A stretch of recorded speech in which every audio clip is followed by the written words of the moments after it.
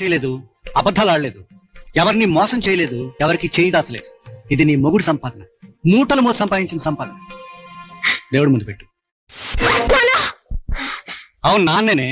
ఒక మనిషిగా, మగడిగా, మగాడిగా ₹1 సంపాదించి చూపించమన్నావే, అదిగో సంపాదించాను. ఇప్పుడు చెప్పు, నీ డబ్బెలా సంపాదించావు?